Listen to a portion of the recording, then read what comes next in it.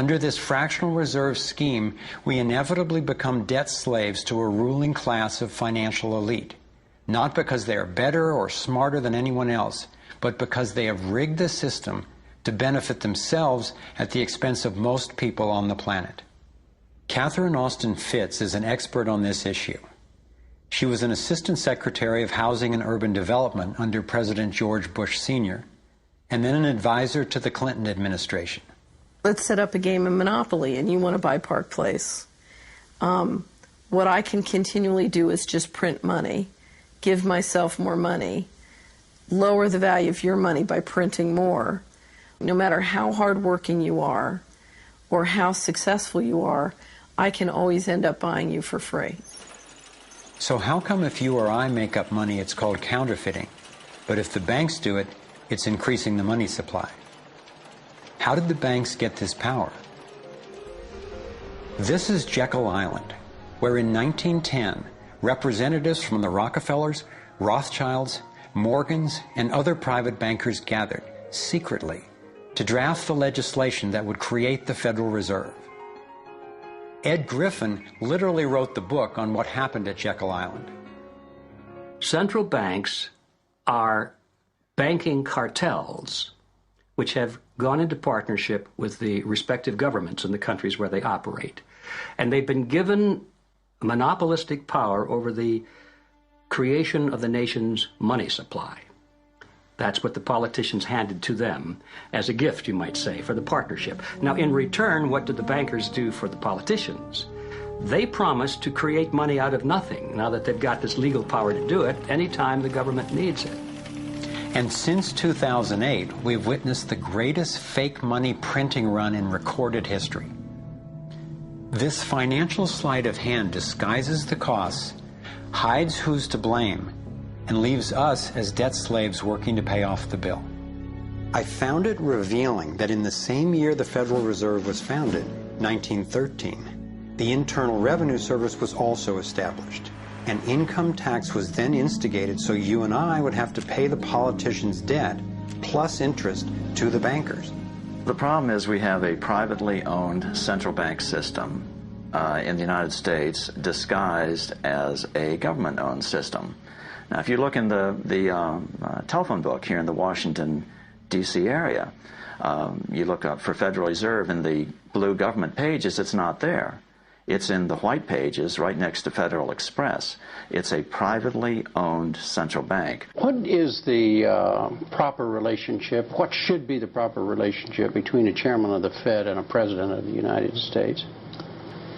Well, first of all, the Federal Reserve is an independent agency, and that means basically that there is no other agency of government which can overrule actions that we take. There is no other agency of government which can overrule actions that we take. We have a private bank that prints money on behalf of the Treasury. The Federal Reserve prints money on a debt-based system which creates scarcity. But it puts a group of insiders in a position of having access to all the data about the economy when we don't. So you have a small group of bankers who understand the data on how the money works in the economy, and it gives them the ability to print money in a way that the insiders are protected and everybody else is drained. Catherine went on to compare a healthy economy to a vibrant torus, balanced, freely flowing, and energized throughout, in contrast to what's happening in our current economy. What you have is a system that's very dynamic, and it's trying to optimize. But intertwined in the core of it, you have a tapeworm. The way a tapeworm works in your body is it injects a chemical into your body that makes you crave what's good for the tapeworm and bad for you. You have a parasite that's very much manipulating and engorging itself at the expense of the whole. We live in a tapeworm economy where the financial elite are the tapeworm and they're feeding on us. And they don't like it when people blow their cover. After Catherine began exposing government corruption at the highest levels, the FBI raided her company and seized its assets. She was dragged through the courts for 10 years before being found innocent. So we've got the Federal Reserve, a privately owned corporation with a monopoly on creating money, but with no accountability, backed up by a government with a monopoly on force. The country got sold on the Fed as an institution that would help stabilize the economy and remain independent of politics. But in fact, in close to a century of existence, the Federal Reserve has done just the opposite. Since they took charge, we've been robbed through inflation, and the purchasing power of the dollar has declined more than 96%. And the wealth gap makes it clear most of the money is going to a very few.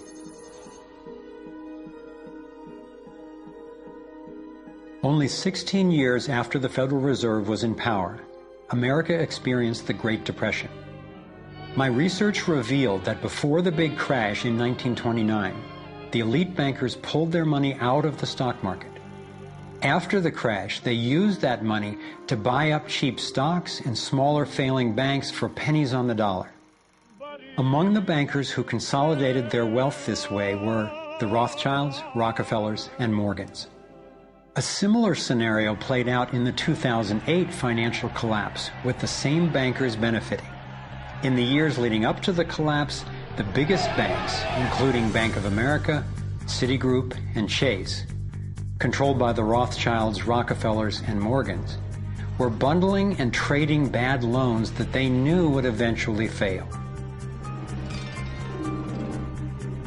It's like putting rotten oranges in a box and selling them as grade AAA. The bundlers of the debt knew it was only a matter of time before someone would open that box and see that the content was worthless, since they were the ones who packed the boxes in the first place. When the rotten oranges, what we hear about as unsound loans, derivatives, and credit default swaps, were finally discovered, everyone was impacted. People lost their homes, their jobs, their businesses, and their retirements. Meanwhile, the biggest banks who created the problem in the first place were the ones who got bailed out. Why's that?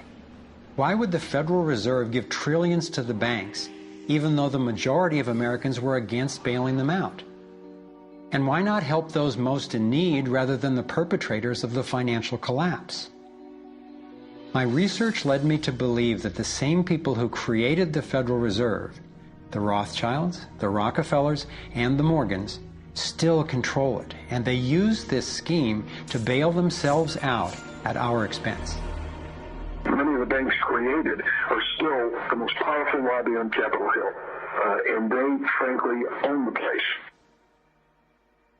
I'm convinced that the near collapse of the economy in 2008 resulted from an orchestrated pump-and-dump scheme designed and executed by the big bankers to consolidate wealth and power. David Icke explains how he sees the Federal Reserve rigging the so-called business cycles. Stage one, it's like throwing a fishing line out. Stage one, you put lots of money, units of exchange, into circulation. You do this by pushing interest rates down, by making lots of loans. This is the part of the cycle we call a boom. Because there's lots of units of exchange in circulation, there's lots of money changing hands. That generates lots of economic activity. That generates jobs. And as more and more money is spent, there's more demand, so companies take out more loans of fresh air money to increase their production. People get confident in their everyday lives. Hey, you know, I work for this company, they've got lots of orders, it's really going great, my job's safe, I tell you what, we can have a bigger house. Then they start to change it. What they do is they pull the fishing line in. They push interest rates up. Now, fewer people, are taking out loans, and they make the criteria for having a loan from the bank stronger anyway. And also, now, as interest rates have gone up, a larger part of people's income is going to pay back the extra interest and not being circulated in buying things. Suddenly, there's nothing like as much money in circulation, and therefore, fewer things are being bought. Companies start to go down in terms of their profits, they start to shed jobs, and they start to go out of business.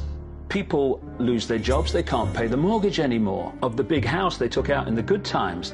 Now what the banks are doing is starting to reel the fishing line in, because as they go bankrupt, companies and individuals, the banks get the real wealth, the property, the land, the resources that they had signed to them for lending merely figures on a screen. Now this economic cycle of fishing line out, fishing line back, lots of units in circulation, pull them in, has been going on for centuries.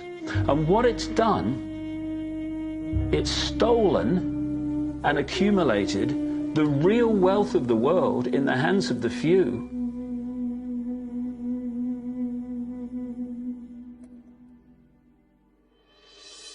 At the international level, central bankers use the World Bank and the International Monetary Fund to make more money while exploiting the resources of countries they lend to, bankrupting them in the process. The central bank of central banks is the Rothschild-created Bank for International Settlements. The elite are positioning themselves to control access to virtually everything we need to survive. No matter where you go in the world, the money is controlled by the banking system. They decide if people eat or if they don't eat. Who's a billionaire and who lives on less than $1 a day? He who controls the money controls the world, and a very few control the money.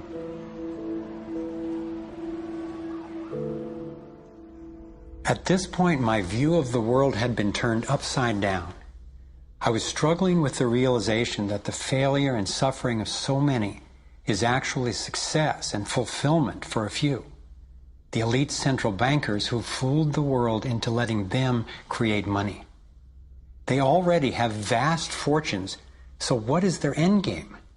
What is their ultimate agenda?